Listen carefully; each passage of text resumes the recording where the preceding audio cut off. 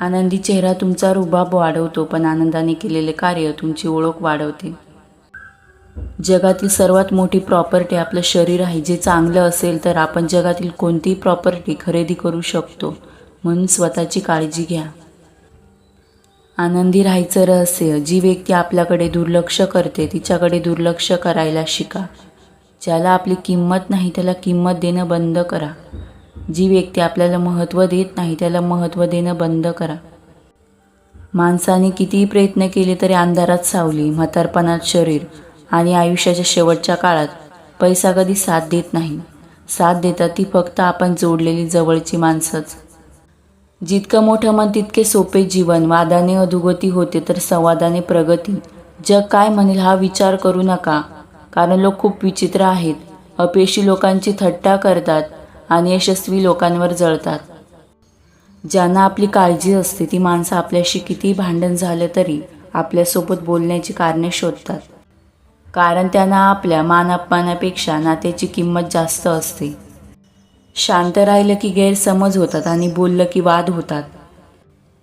माणूस हा आपल्या विचाराने तयार झालेला प्राणी आहे. तो जसा विचार करतो तसा तो बनतो.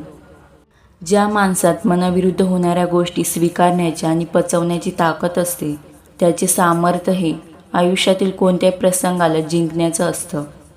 हक्क गाजवण्या अगोदर कर्तव्य पार पाडायला शिकलं पाहिजे, तेव्हा त्या हक्काला किंमत राहते. आवडतं नातं सांभाळून ठेवायला शिका. जर हरवलं तर गुगल पण नाही शोधू शकणार. खरी माणसं सोबत नसली तरी चालतील, पण खोट्या व्यक्तींची साथ नसावी. तुमच्या रिप्लायचा स्पीडच सांगतो तुम्ही त्या व्यक्तीला टाईम देत आहात की टाईमपास करत आहात.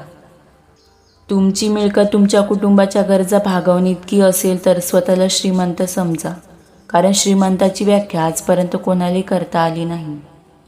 आपण आनंदी राहायचं की दुःखी हे समोरच्या व्यक्तीवर कधीही अवलंबून नसावं.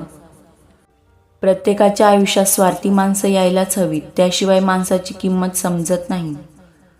परीक्षा नेहमी एकांतात असते, मात्र तिचे परिणाम सर्वांसमोर दिसतात. म्हणून कोणतेही कार्य करण्याअगोदर त्याच्या परिणामाचा विचार नक्की करावा. कधी कधी केराचा डबा आपल्या मनापेक्षा बरा वाटतो. दिवसातून एकदा का होईना एकतरी रिकामा होतो. आपण मात्र मनात किती दुःख, किती आठवणी साठवतो. काय मिळतं यातून? आपण स्वतःचे दुःख नुसते वाढवत असतो. घडून गेलेल्या वाईट गोष्टी वर्षानुवर्ष मनात ठेवतो. ज्या घडल्या ज्याच्यामुळे त्याचा पुढे तिरस्कार करतो. केराच्या डब्यासारखं आता रोज मनही साफ करायचं. विसरून जुने दुःख सारे नव्या आनंदाने ते भरायचं. सुखी जीवनाचे तंत्र आता आपण सर्वांनी शिकायचं. स्वतः आनंदी राहायचं आणि दुसऱ्यांना नाही दुखवायचं. आपल्याला एक नवीन स्वप्न बघायला किंवा अगदी नवीन ध्येय समोर ठेवायला वयाची मर्यादा कधीच नसते. वेळ आली आहे तर घाम गाळा, नाहीतर काही दिवसांनी अश्रू गाळावे लागतील. जिथे कानाखाली मारता येत नाही तिथे लोक टोमणे मारून निघून जातात. पंख तर त्यांचेच मजबूत असतात जे एकटे होतात आणि प्रवाहाविरुद्ध झेप घेतात. कठीण प्रसंगात कासवाप्रमाणे पाठीच्या ढालीत सर्व अवयव ओढून घेऊन प्रसंगी दणकेसुद्धा खावे लागले तरी चालेल, परंतु योग्य वेळ येताच सापाप्रमाणे पणा काढणे तितकेच इष्ट ठरते. असंख्य प्रमाणातील वेदना माणसाच्या संवेदना नष्ट करू शकतात. सोसण्याची सवय झाली की हसण्याचं आणि रडण्याचं प्रमाण आपोआप कमी होत जातं. एखादं काम करण्यास आपण असमर्थ आहोत हे समजल्यानंतर आपण पूर्व विश्वासाने त्या विधात्याला जेव्हा साथ घालतो, या भावनेलाच प्रार्थना म्हणतात. आणि प्रार्थनेला मिळालेला सकारात्मक प्रतिसाद म्हणजे परमेश्वराची कृपा.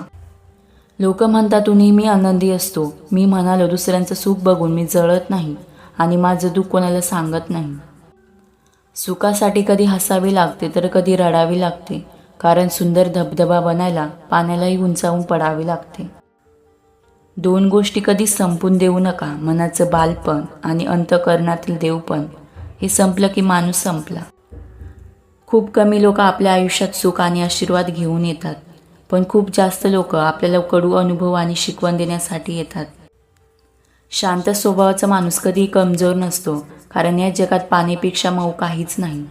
पण जर त्याचे रूपांतर पुरात झाले तर भले भले डोंगरे फोडून निघतात.